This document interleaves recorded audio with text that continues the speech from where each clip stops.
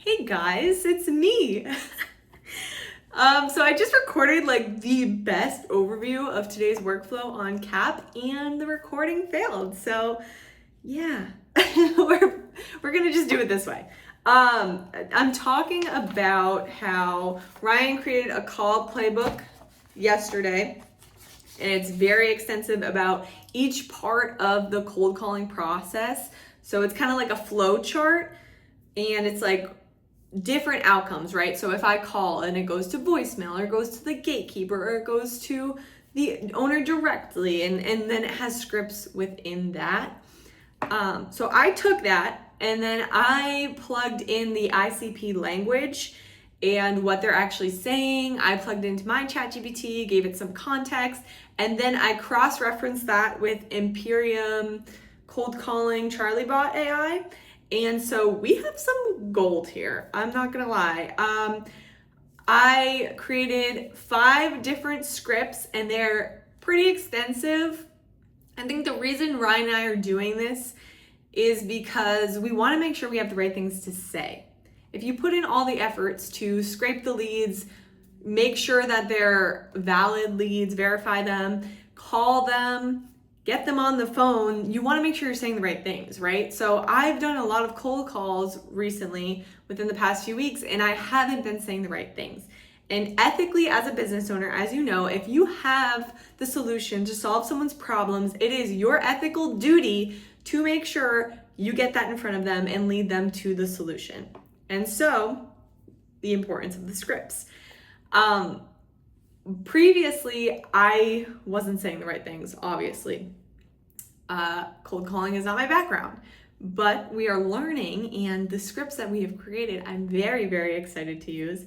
And so we created the central theme of these cold calling scripts. And this is for anyone that's starting to cold call.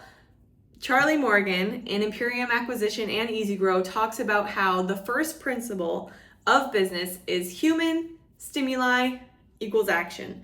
So your human is your lead.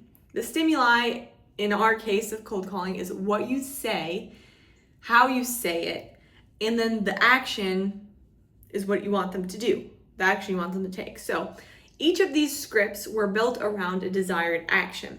For example, and I keep looking down, it's because my laptop is right here. So for our voicemail, the desired action is to get the owner to call back or to reply to the follow-up email. And so all of our scripts are, like I just said, around a desired action, but also it's in a way that piques curiosity. It's one SLP to another SLP.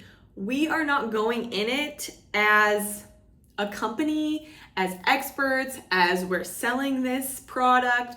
We're in the initial phases of validating our offer. So what we can do now is really leverage my title as a speech language pathologist to get in these owners' phones, I don't know, to get in conversation with these owners, right?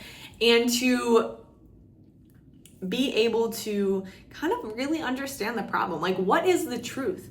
Like, we can tell that cancellations and no-shows obviously are leaving gaps in the schedule, which would mean that revenue is being lost. Like, that is A plus B equals C type of situation.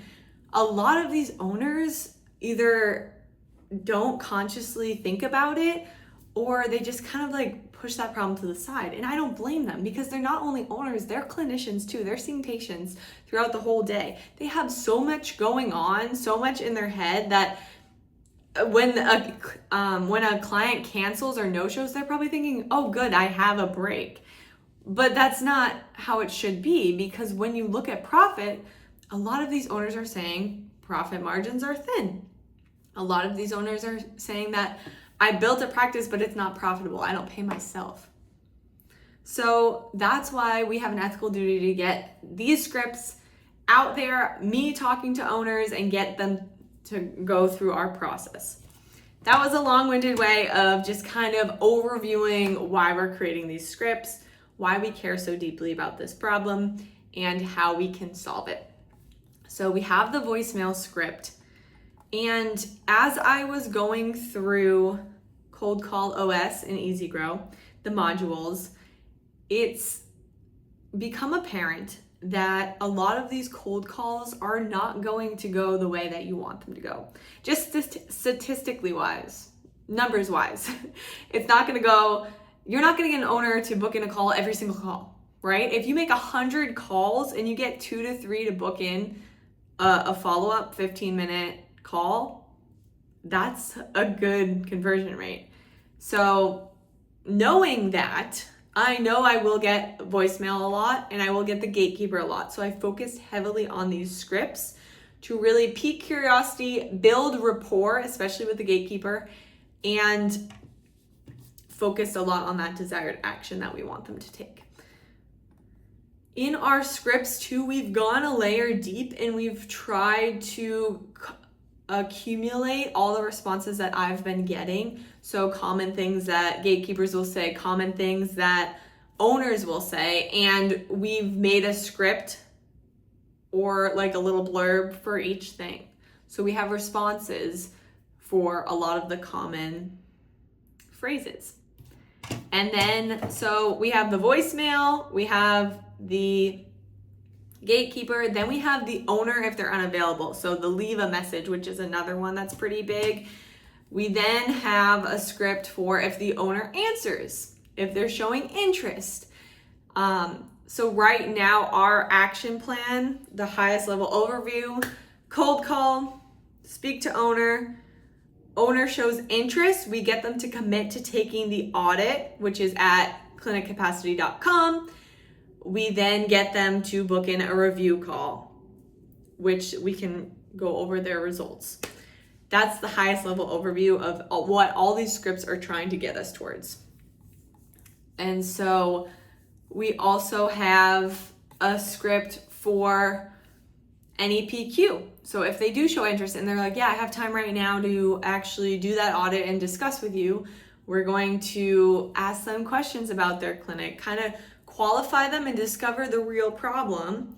And then of course, book them in for a results review call. So those are the scripts we have. That was kind of a long-winded way to say I've been working on 5 scripts today. For the cold calling, it's super important that we get this not right, not perfect, but get this together in a way that is going to get a desired action. All that said, I'm excited. I believe I am going to start cold calling tomorrow. On top of that, we've also been trying to follow up via email. So we did a lot of cold email in the past few weeks, but we didn't have a sequence, a follow-up sequence. And so I've been creating those emails now and sending them now. I think following up later is better than never. So we'll see how that goes too. And yeah, so thanks for tuning in today, guys. I hope that was helpful.